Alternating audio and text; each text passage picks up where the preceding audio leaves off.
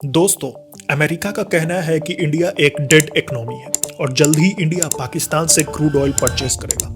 पर इस बात में कितनी सच्चाई है ये तो हम इस वीडियो में अच्छे से बताएंगे। दरअसल दोस्तों, इंडिया अपने एनर्जी सिक्योरिटी को बूस्ट करने के लिए ना सिर्फ क्रूड ऑयल की तलाश जोर शोर से कर रहा है, बल्कि ग्रीन एनर्जी में भी अपनी ग्लोबल पहचान बनाने के लिए बहुत सारे कदम उठा रहा है। इस वीडियो में हम नए तेल के भंडार के बारे में जानेंगे और उसको कंपेयर करेंगे एक ऐसे मटेरियल से जो ग्लोबल फ्यूचर होने वाला है। तो लास्ट तक वीडियो जरूर देखिएगा और आगे बढ़ने से पहले लाइक एंड सब्सक्राइब के बटन को दबाना मत भूलिएगा। लिथियम का यूज धरती तक ही नहीं बल्कि नासा के स्पेस मिशंस में भी इसका काफी यूज होता है, क्योंकि ये लाइट वेट होती है और इनकी एनर्जी कैरिंग कैपेसिटी काफी हाई होती है, जिससे स्पेस में काम कर रहे मशीन्स को लंबे टाइम तक पावर दिया जा सकता है। दोस्तों, जिस मटेरियल के बारे में हम बात कर रहे हैं वो है लिथियम, जो न सिर्फ ईवीज के बैटरीज में यूज होता है बल्कि इलेक्ट्रिसिटी स्टोरेज में भी मैस लेवल पर यूज किया जाता है। आप ही सोचिए उन सोलर पार्क्स जिनकी साइज इंडिया के कुछ सिटीज से भी बड़ी है, उनके द्वारा जनरेटेड बिजली को स्टोर करने के लिए हमें कितने लार्ज स्केल बैटरीज की जरूरत होती होगी, और इन बैटरीज के लिए लिथियम की जरूरत है। इसलिए लिथियम को फ्यूचर का मटेरियल भी बताया गया है। इसे लोग व्हाइट गोल्ड भी कहते हैं। लेकिन एक सवाल दिल में उठता है, अगर लिथियम ही फ्यूचर है तो क्या हम जो इतने पैसे ऑयल एक्सप्लोरेशन में लगा रहे हैं वो वेस्ट तो नहीं हो रहा है? इसके बारे में हम आगे जानेंगे। उससे पहले हम बात करते हैं इंडिया के लेटेस्ट ऑयल और गैस डिस्कवरीज की, जो हमारी एनर्जी सिक्योरिटी के लिए एक बहुत बड़ा बूस्ट हो सकता है। आज इंडिया अपने 87% क्रूड ऑयल को बाहर से इंपोर्ट करता है, जो हमारी इकोनॉमी और एनर्जी सिक्योरिटी के लिए एक बड़ा चैलेंज है। लेकिन गुड न्यूज़ ये है कि ओएनजीसी और दूसरे प्लेयर्स अब नए ऑयल और गैस फील्ड्स एक्सप्लोर कर रहे हैं, जो इस डिपेंडेंसी को कम कर सकते हैं। 2024 और 25 में ओएनजीसी ने कुछ शानदार डिस्कवरीज की है। फाइनेंशियल ईयर 2025 में ओएनजीसी ने अब तक 5 नए ऑयल और गैस डिस्कवरीज की है, 3 ऑफशोर और 2 ऑनशोर। चलिए कुछ की डिस्कवरीज के बारे में डिटेल में जानते हैं। मुंबई ऑफशोर, सूर्यमणि और वज्रमणि।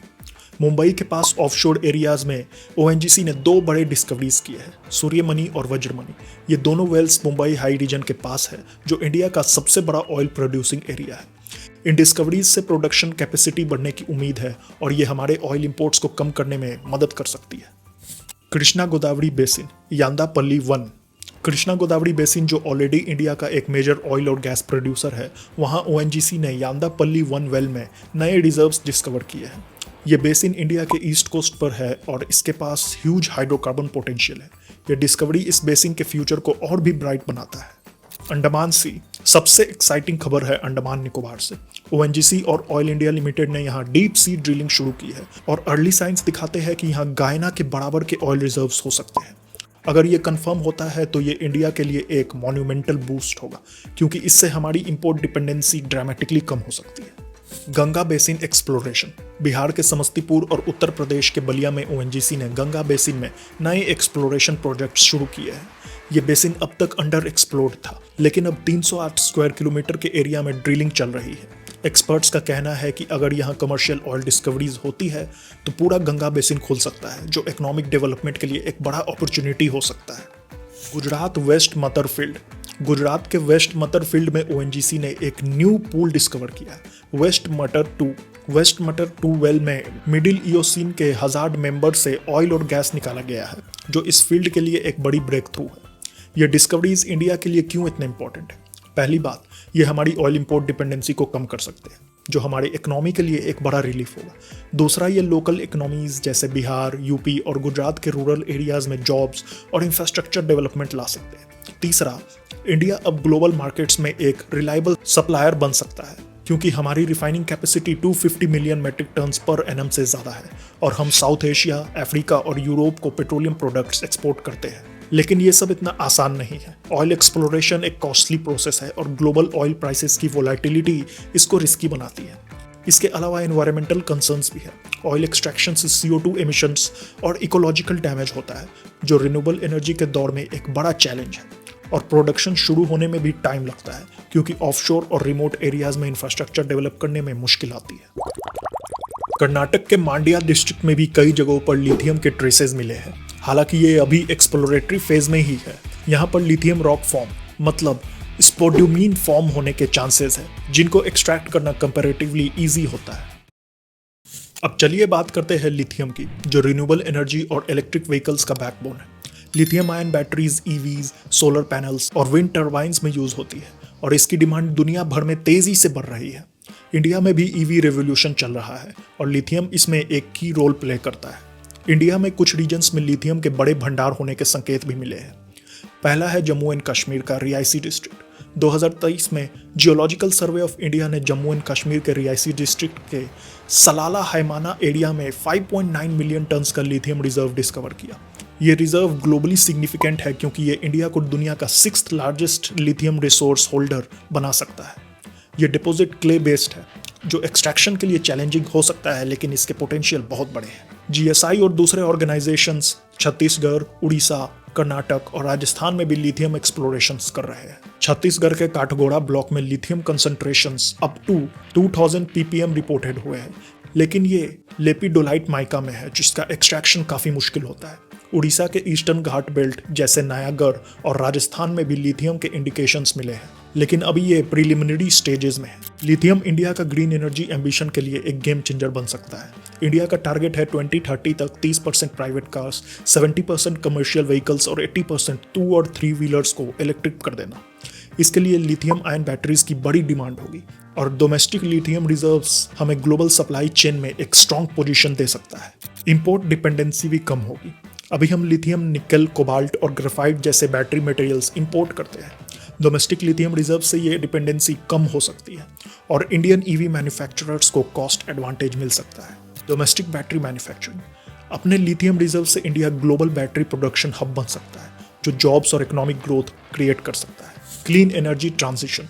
लिथियम रिन्यूएबल एनर्जी स्टोरेज के लिए भी जरूरी है। इंडिया का टारगेट है 2030 तक 500 gigawatts non fossil fuels energy capacity achieve करना और लिथियम आयन बैटरीज इसमें की रोल प्ले कर सकती है। लेकिन लिथियम माइनिंग के भी अपने चैलेंजेस हैं। JNK का terrain and security. Reasi district का एरिया जियोपॉलिटिकली सेंसिटिव है क्योंकि ये लाइन ऑफ कंट्रोल के पास है। सिक्योरिटी कंसर्न्स और पॉलिटिकल इंस्टेबिलिटी माइनिंग ऑपरेशंस को कम्प्लेक्स बनाते हैं।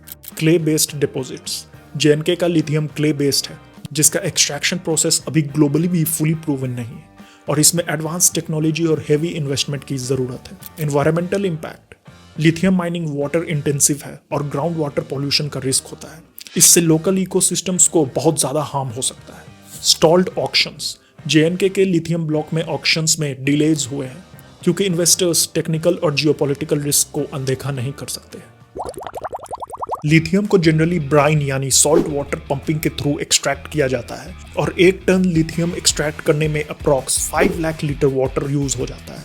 इसलिए लिथियम माइनिंग के साइट पर वाटर स्कार्सिटी एक मेजर चैलेंज है। अब सवाल यह है कि क्या ऑयल और लिथियम एक दूसरे के कंपटीटर्स है या कंप्लीमेंट्री है। चलिए इसका कंपैरेटिव एनालिसिस करते हैं। Energy security. ऑयल। इंडिया की ऑयल डिपेंडेंसी हमारे एनर्जी सिक्योरिटी के लिए एक बड़ा रिस्क है। ONGC की रीसेंट डिस्कवरीज जैसे अंडमान सी और KG बेसिन हमें शॉर्ट टर्म में एनर्जी सिक्योरिटी प्रोवाइड कर सकती है। ये हमारे ऑयल इंपोर्ट्स को कम करेंगी और फॉरेन एक्सचेंज रिजर्व्स को सेव करेंगी। Lithium long term energy security के लिए ज़रूरी है क्योंकि ये EVs और रिन्यूएबल एनर्जी स्टोरेज को सपोर्ट करता है। JNK का लिथियम रिजर्व हमें बैटरी मटेरियल्स के इंपोर्ट पर डिपेंड कम करने में मदद कर सकता है, जो जियोपॉलिटिकल टेंशंस के दौर में एक स्ट्रैटेजिक एडवांटेज है। Economic impact. ऑयल डिस्कवरीज से लोकल इकोनॉमीज में जॉब्स, इंफ्रास्ट्रक्चर और टैक्स रेवेन्यू जनरेट होता है। गंगा बेसिन और गुजरात के प्रोजेक्ट्स रूरल एरियाज में इकोनॉमिक डेवलपमेंट्स ला सकते हैं। इंडिया की रिफाइनिंग कैपेसिटी भी ग्लोबल मार्केट्स में एक्सपोर्ट बूस्ट कर सकती है। लिथियम माइनिंग और बैटरी मैन्युफैक्चरिंग से भी जॉब्स क्रिएट होंगे, स्पेशली हाईटेक और ग्रीन एनर्जी में। ये इंडिया को ग्लोबल EV और बैटरी मार्केट में एक लीडर बना सकता है, जो लॉन्ग टर्म में इकोनॉमिक ग्रोथ के लिए क्रूशियल है। Environmental footprint. ऑयल एक्सप्लोरेशन और प्रोडक्शन से हाई CO2 एमिशन और एनवायरमेंटल डैमेज होता है। ऑफशोर ड्रिलिंग और लैंड बेस्ड प्रोजेक्ट्स दोनों ही इकोसिस्टम को अफेक्ट करते हैं। लिथियम माइनिंग भी इको फ्रेंडली नहीं है। इसमें heavy water usage ground water contamination के रिस्क को बढ़ाता है, लेकिन लॉन्ग टर्म में लिथियम EVs और रिन्यूएबल एनर्जी के थ्रू कार्बन एमिशन को कम करता है, जो ऑयल से बेटर है। Government policies. मोदी गवर्नमेंट ने ऑयल एक्सप्लोरेशन के लिए ओपन एरिएज लाइसेंसिंग पॉलिसी और इंटरनेशनल कोलैबोरेशंस जैसे BP के साथ MOU को प्रमोट कर रही है। ये पॉलिसीज ONGC के एग्रेसिव एक्सप्लोरेशन स्ट्रैटेजी को सपोर्ट करती है। गवर्नमेंट लिथियम माइनिंग के लिए प्राइवेट इन्वेस्टर्स और इंटरनेशनल माइनिंग कंपनीज को अट्रैक्ट करने की कोशिश कर रही है। मिनरल सिक्योरिटी पार्टनरशिप में इंडिया की एंट्री भी इस डायरेक्शन में एक कदम है। अब अपने मेन सवाल पर आते हैं कि ये दोनों कम्प्लीमेंट्री है या कम्पिटिटर्स। शॉर्ट टर्म में ऑयल और लिथियम कम्प्लीमेंट्री है। इंडिया की ऑयल डिमांड अभी भी हाई है क्योंकि इकोनॉमिक ग्रोथ, अर्बनाइजेशन और व्हीकल ओनरशिप बढ़ रहे हैं। IEA के मुताबिक इंडिया 2030 तक चाइना को ओवरटेक करके दुनिया का सबसे बड़ा ऑयल कंज्यूमर बन सकता है। लेकिन लॉन्ग टर्म में लिथियम ऑयल डिमांड को सिग्निफिकेंटली कम कर सकता है, स्पेशली ट्रांसपोर्ट सेक्टर में।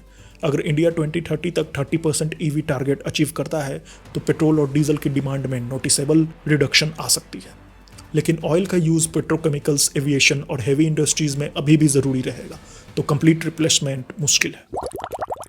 सीवीड बायोफ्यूल एक काफी इंपॉर्टेंट ग्रीन एनर्जी सोर्स है और फ्यूचर में ये ग्रीन एनर्जी का राजा हो सकता है। इसमें सीवीड को सी कोस्ट पर कल्टीवेट किया जाता है, उसके बाद इसको हीट और प्रेशर में ऑयल में कन्वर्ट कर लिया जाता है, या तो इनको फर्मेंटेट करके इथेनॉल या मीथेन बनाया जाता है और कभी कभार इनके लिपिड्स को एक्सट्रैक्ट करके बायोडीजल भी बनाया जाता है।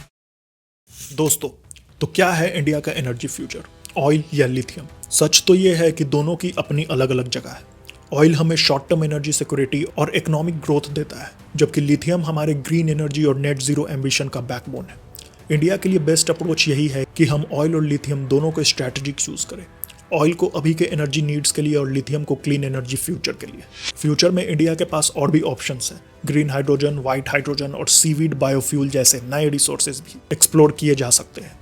अगर आप इनके ऊपर एक डिटेल वीडियो चाहते हैं तो कमेंट सेक्शन में जरूर बताइएगा। ONGC की ऑयल डिस्कवरीज और JNK के लिथियम रिजर्व से इंडिया एक एनर्जी पावर हाउस बनने की राह पर है, लेकिन चैलेंजेस भी कम नहीं है। एनवायरमेंटल कंसर्न्स, जियोपॉलिटिकल रिस्क्स और इंफ्रास्ट्रक्चर डेवलपमेंट के बैरियर्स। अगर हम इन चैलेंजेस को ओवरकम कर लेते हैं तो इंडिया ना सिर्फ अपनी एनर्जी नीड्स को पूरा कर सकता है, बल्कि ग्लोबल एनर्जी मार्केट में एक लीडर बन सकता है। तो दोस्तों, आपका क्या ख्याल है? क्या लिथियम ऑयल को रिप्लेस कर देगा या दोनों एक साथ चलेंगे? कमेंट में अपने ओपिनियन ज़रूर बताइएगा और ये वीडियो अपने दोस्तों के साथ शेयर करना मत भूलिएगा।